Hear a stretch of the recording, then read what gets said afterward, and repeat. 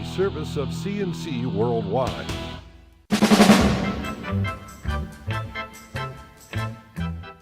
CNC Podcasts are a service of CNC Worldwide, brought to you by the Greece Chamber of Commerce, providing more than 800 member companies with business solutions since 1984.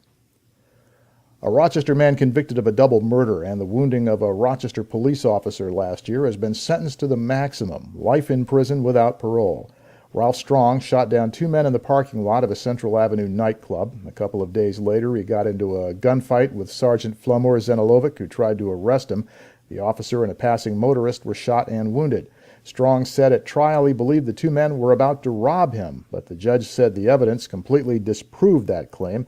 Strong also apologized for shooting Sergeant Zenilovic, who was present in court, and said later he saw nothing to convince him that Strong meant it. A Rochester man will serve 25 years in federal prison for his role in the murder of a witness back in 1998. Federal prosecutors say Pablo Plaza was part of a drug ring that operated in Rochester from the early 90s until 2011. He and other members of the gang beat and slashed a man named Francisco Santos. They believed he'd stolen money and drugs from them. When one of the gang was later identified and charged with assault, the drug gang allegedly kidnapped and murdered Santos so he couldn't testify. The U.S. Attorney's Office says Santos was buried in a shallow grave on the Seneca Indian Reservation in western New York. Other members of the gang have been indicted and they're awaiting trial. A Rochester man accused of raping a 14-year-old girl at a Greece apartment complex has pleaded not guilty on arraignment in state Supreme Court. Shamel Robinson is charged with first and second-degree rape and commission of a criminal sex act. The case became known because someone shot video of the rape that was later posted to Facebook. The 21-year-old Robinson is also facing federal child pornography charges because of that.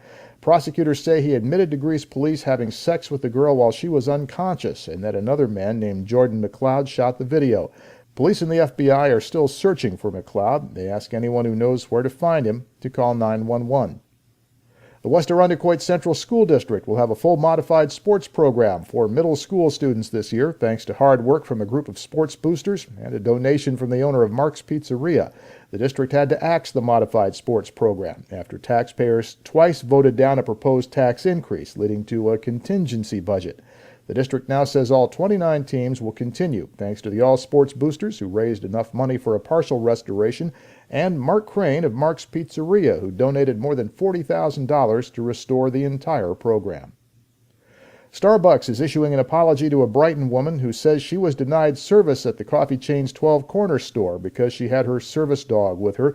In an exchange caught on video, Amy Kaplan is told by a store employee she can't have the dog inside. Are you denying me access because of my service dog? No, I'm not. I'm telling you that you can't come in with your service dog. In fact, dogs like Kaplan's Alaskan Malamute do not have to be licensed, and they don't have to wear identification as service dogs. Under the Americans with Disabilities Act, businesses essentially are supposed to take the owner's word for it. They can't deny service to anyone with a service animal.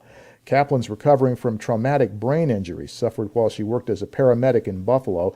She suffers from memory loss and fear of people getting too close to her. Her dog is trained to block between her and other people and also helps guide her back to her car. Starbucks headquarters says this is not the chain's policy on service animals, and they're officially welcome at Starbucks.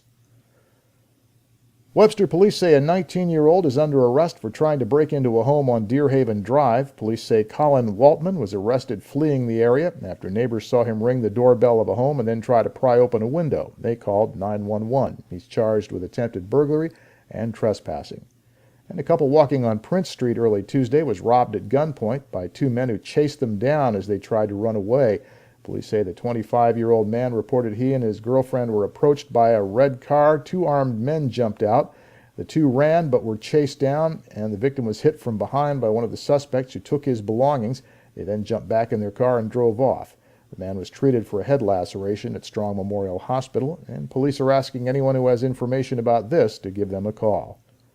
Your next CNC podcast is whenever you click on one of our pages and catch one. We post updates as necessary. I'm Bud Lowell, CNC News.